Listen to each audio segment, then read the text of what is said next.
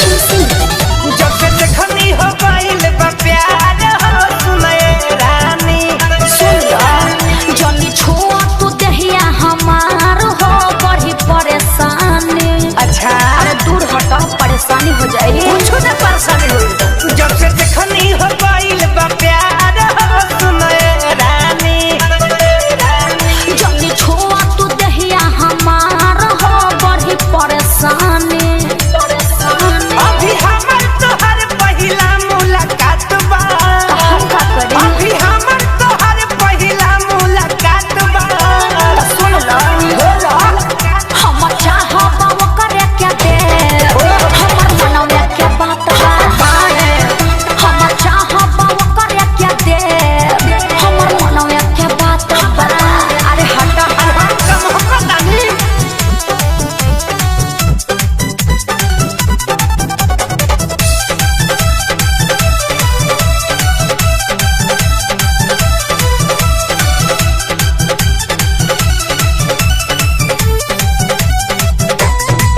सच कह के तना से प्यार कइले बारू। लागता जवानी झूठिया के धइले बारू।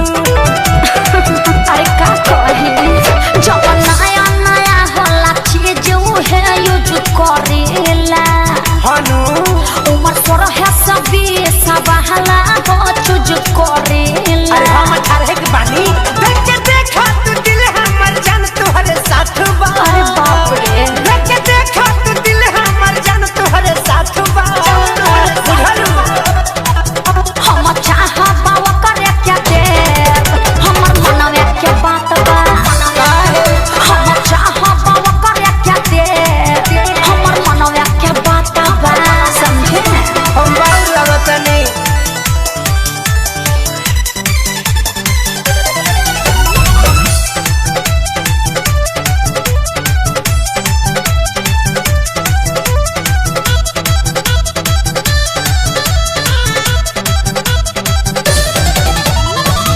मौका दे के देखा एक बेरे खो जाबू दोबारा।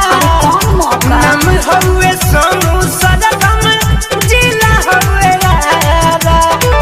अरे तो हम का करी नाची झूठा काहे बड़ा लसी आयल हो हमारा फेरा में। अच्छा जदी मिले क्या मन बा हमारा से यहाँ डेरा में। अरे आ जइहा कहे यार बिहारी समान तोर भुआत बा। कहे मंगा चंदा में समान तोर भुआत बा।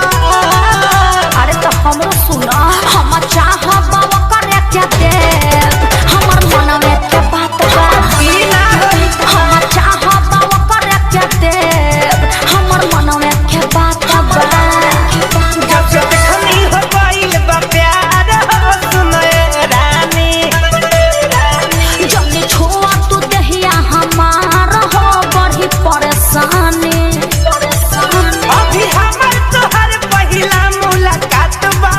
हम का करी? अभी हमर तोहर पहिला मुलाकात बा।